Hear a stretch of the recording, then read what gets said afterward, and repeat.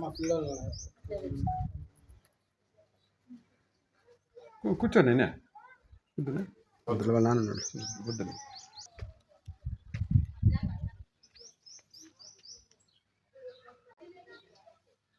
బుధవారం బాబుకి ఇంటి జాగా పింఛన్ కూడా రాపిచ్చేస్తాం. ఇంటి జాగా ఇప్పుడు పింఛన్ రాయాలి, డెత్ సర్టిఫికేట్ అప్లై చేయను కదా. ఇప్పుడు పింఛన్ రాయిచ్చేస్తాం. అన్నతో మాట్లాడతాం, అమరాన్నతో. అమరాన్ని అడిగి ఇంటి జాగా కూడా అప్లై చేయించేస్తాం.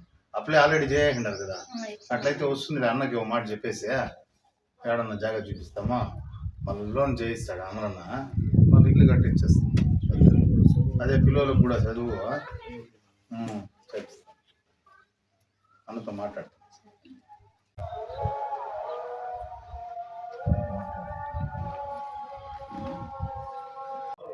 ఇప్పుడు నాకు ఒక కొడుకు, ఆ ఒక్క కొడుకు చనిపోయినాడు. నాకు వేరే మార్గం లేక అప్పులైపోయినాను.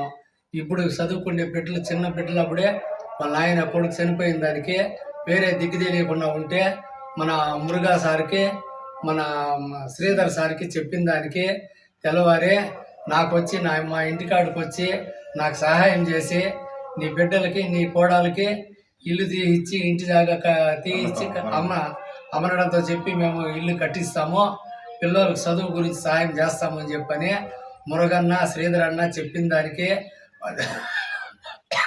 చాలా సంతోషంగా ఉంది.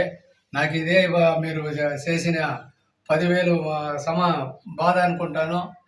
మీరు చేసిన సహాయము నా జీవితంలో నా ఊపిరి ఉండేంత వరకు నేను పార్టీలోనే ఉంటాను.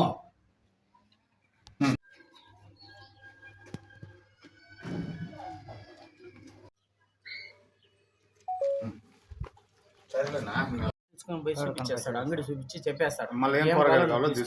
లేదంటే వాడిని ఆడ రమ్మని చెప్పేసి ఆడ పిలుచుకొని వాడి నుంచి కూరగాయలు అంగడి చూపించి వాళ్ళకి చెప్పేసి ఏం కావాలి ఇమ్మని చెప్పు.